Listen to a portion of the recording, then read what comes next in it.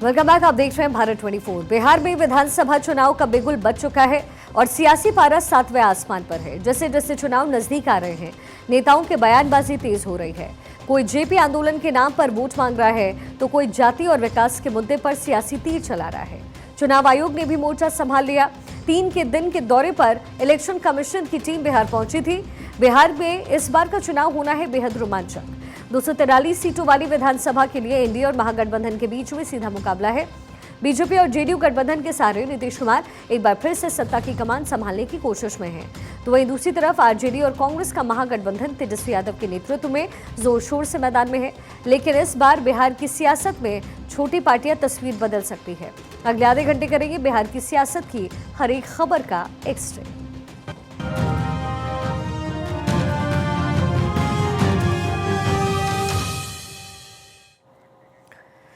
RJD के राष्ट्रीय कार्यकारिणी की बैठक में लालू यादव के राष्ट्रीय अध्यक्ष की कुर्सी पर बैठते ही सियासत तेज है। आरजेडी के विरोध में एनडीए के नेता अब गंभीर आरोप लगा रहे हैं। एनडीए का आरोप है कि पार्टी परिवारवाद के दायरे से कभी बाहर नहीं निकल सकती है। इसके अलावा एनडीए ने तंज कसते हुए यह भी कहा है कि लालू यादव के राष्ट्रीय अध्यक्ष बनने से तेजस्वी यादव के सपने को धक्का लगा है।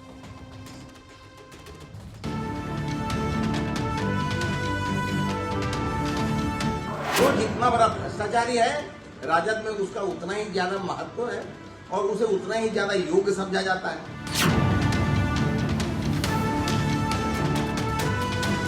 28 वर्ष से माननीय लालू जी ही राष्ट्रीय अध्यक्ष हैं। कोई वैकेंसी वहां नहीं है।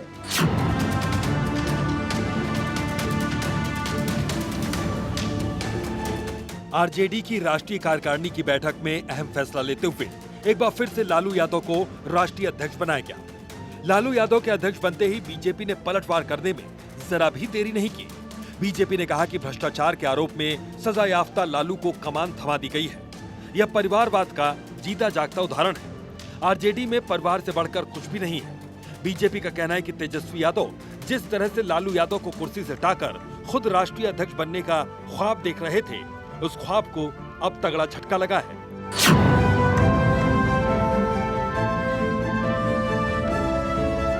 इसके अलावा बीजेपी ने तंज कसते हुए यह भी कहा कि पिता की विरासत कायदे से बड़े बेटे को मिलती है। तो ऐसे में लालू के हटने के बाद अगर किसी को कमान मिलनी चाहिए थी तो वो तेज प्रताप यादव थे। लेकिन पता नहीं तेजस्वी यादव ने कौन सी खुट्टी लालू यादव को पिला रखी। राजद परिवारवाद के दायरे से कभी बाहर नहीं निकल सकता। लालू प्रसाद जी की ताजपोशी इसका प्रमाण है। एक सजा याफ्ता को राष्ट्रीय अध्यक्ष के पद पर बैठाकर राजद अपना संदेश दे चुका है। संदेश यह है, राजद भ्रष्टाचारियों की पार्टी। जो जितना बड़ा भ्रष्टाचारी है, राजद में उसका उतना ही ज्यादा महत्व है और उसे उतना ही ज्यादा योग्य समझा जाता है। लालू प्रसाद को यही सब गुणों के कारण फिर से राजद का राष्ट्रीय अध्यक्ष बनाया गया। लेकिन सबसे हास्यास्पद स्थिति तेजस्वी यादव की हो गई और जो पिता को पद से हटते ही अध्यक्ष बनने के सुनहरे सपने देख रहे थे, तेजस्वी जी के सपने धड़े के धड़े रह गए। लेकिन इस दल में राजशाही व्यवस्था है। वहां पिता के अपदस्थ होने के बाद उस पद पर बैठने का अधिकार बड़ा भाई को होता है। ऐसे में कायदे से तो तेज प्रताप को राजद का राष्ट्रीय अध्यक्ष बनना चाहिए। लेकिन पता नहीं तेजस्वी जी ने अपने पिता को कौन सा वशीकरण मंत्र का प्रयोग कर रखा है।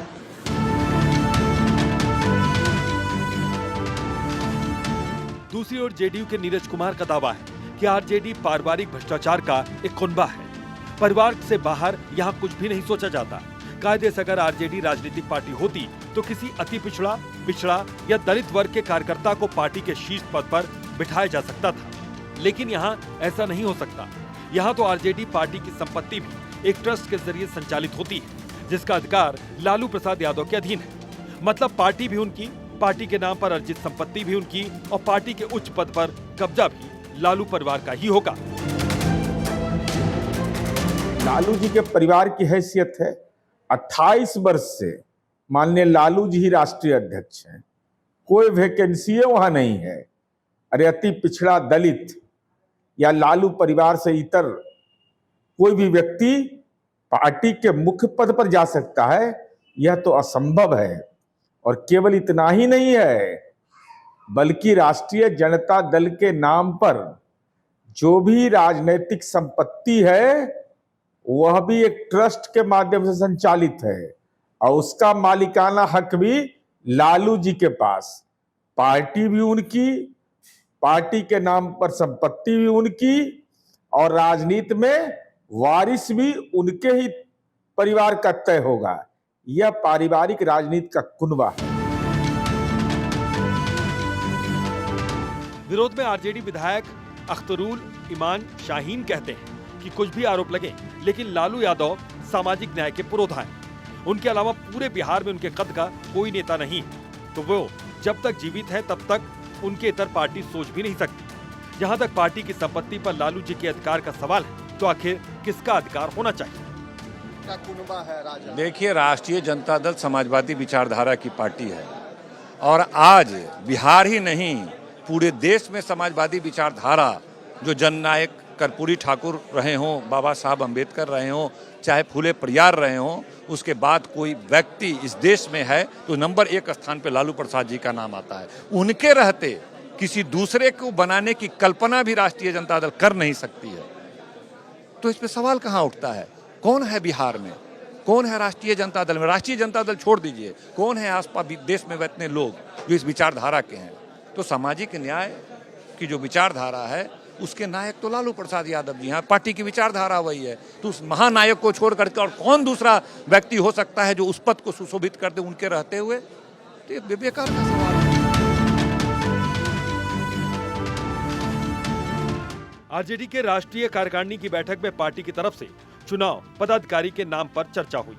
अब 5 जुलाई को पार्टी राष्ट्रीय परिषद की बैठक के साथ साथ पटना के बापू सभागार में खुला अधिवेशन भी करेगी, जिसमें राजनीतिक और रणनीतिक प्रस्ताव लाए जाएंगे। जाहिर है सूबे की सियासत का पारा अब हाई होता जा रहा है। राष्ट्रीय कार्यकारिणी की बैठक इस समय चल रही है और पटना के होटल मौर्या में ये बैठक है। तस्वीरें सीधे लालू यादव, राबड़ी देवी, अब्दुल बारी सिद्दीकी, जो आरजेडी के तमाम बड़े चेहरे हैं वो इसमें शामिल हो रहे हैं। बताया जा रहा है कि लालू यादव की एक बार फिर से ताजपोशी होगी, वो एक बार फिर से राष्ट्रीय अध्यक्ष बने हैं आरजेडी की।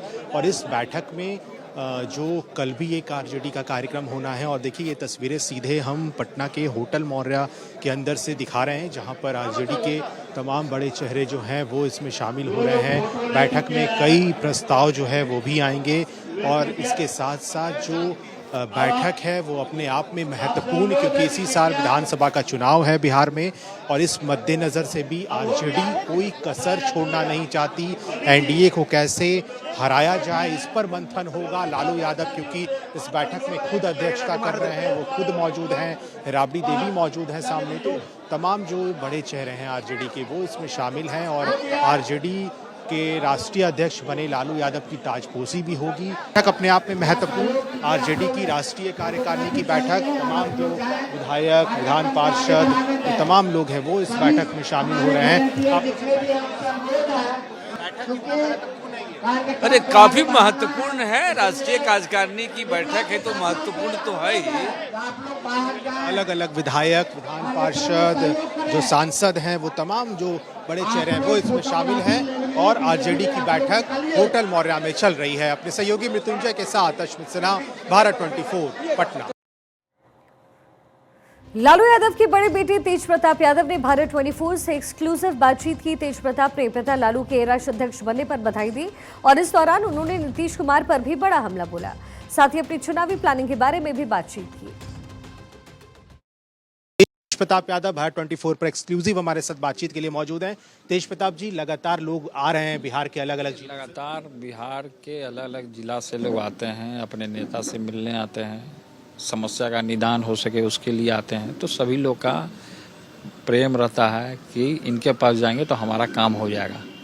दूसरे जगह किसी दरवाजे पर नहीं जाते हैं, हमारे यहाँ ही आते हैं लोग। तो इनका प्रेम है, इनको आस्था है हमारे में, तो ये लोग आते हैं। कई जगह पर हम देखते भी हैं, क्योंकि बिहार सरकार के कई मंत्री ये कहते हैं कि हम दरबार लगाते हैं, संख्या बहुत वहाँ कम रहती है। देखिए, दरबार इसलिए संख्या वहाँ कम रहती है, यहाँ संख्या ज़्यादा होती है ना। इसमें जमीन आसमान का फर्क है। जहाँ वो लोग दरबार लगाते हैं सरकारी लोग, वहाँ काम नहीं होता है, वहाँ घूसखोरी होता है, जनता को लोग लूटता है। लेकिन यहाँ जो होता है कि समस्या का निदान होता है, ऑन द स्पॉट हम करते हैं। चाचा के बारे में क्या बोलिएगा? नीतीश कुमार इन दिनों लगातार घूम रहे हैं, कह रहे हैं विकास किया है। विकास कुछ नहीं किया है, वो दिख रहा है पूरी तरीके से, लोग देख रहे हैं। विकास अगर किए रहते तो क्राइम इतना नहीं बढ़ता बिहार में। पूरे तरीके से क्राइम बढ़ा हुआ है, हर एक जगह गोली चल रहा है। तेजस्वी के आवास के बाहर गोली चला, अभी तक पता नहीं लगा। तो कब कहाँ क्या हो जाएगा, आम आदमी सुरक्षित नहीं है पूरे तरीके से बिहार में। इस बार तेजस्वी यादव मुख्यमंत्री बन रहे हैं, एकदम आपका आशीर्वाद? एकदम आशीर्वाद है, एकदम आशीर्वाद है, बनेंगे मुख्यमंत्री, आगे बढ़ें, आशीर्वाद है। अखिलेश यादव को लेकर के आपकी बातचीत लगातार होती रहती है। अभी हाल में ही एक वीडियो कॉल पे आपने बात किया था, चुनाव के लिए भी उन्होंने। अखिलेश जी से व्यक्तिगत हमारे संबंध हैं, पारिवारिक संबंध हैं, उनसे बातचीत लगातार होती रहती है। इस बार चुनाव कहाँ से लड़ रहे हैं? वो बाद में बताएंगे आपको कहाँ से लड़ेंगे चुनाव। इस बार राष्ट्रीय कार्यकारिणी की भी बैठक हुई, आरजेडी के फिर से लालू यादव राष्ट्रीय अध्यक्ष बने हैं, तो उसके लिए बहुत बहुत शुभकामनाएं हैं। हमारे पिता को हमारी उम्र लगे, इससे बड़ी चीज़ और हमारे लिए कुछ नहीं हो सकती। तेज प्रताप यादव हमारे साथ थे, तमाम सवालों का जवाब दिया है। ये जनता दरबार एक बार फिर से आप देखिए, ये लगातार शाम में लोग आते हैं अलग अलग जिलों से और मुलाकात करते हैं। समाधान यहीं पर तेज प्रताप यादव करते हैं और बड़ी संख्या में लोग यहाँ पर मौजूद रहते हैं। अपने सहयोगी मृत्युंजय के साथ अश्मित सिन्हा, भारत 24 पटना।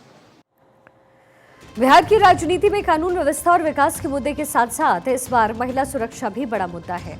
इस बार बिहार की राजनीति के केंद्र में खासतौर पर महिलाएं हैं और यही वजह है कि अब कांग्रेस ने माई बहन मान योजना के तहत महिलाओं को साधने की रणनीति अपनाई। इसी कड़ी में महिला मतदाताओं के बीच सैनिटरी पैड बांटे जा रहे हैं, जिस पर राहुल गांधी की तस्वीर छपी हुई है। साथ ही पैड के पैकेट्स पर 2500 रुपए प्रतिमाह मदद की योजना का भी जिक्र है। ये पैकेज जो है वो कांग्रेस की महिला केंद्रित नीतियों का सीधा प्रचार है।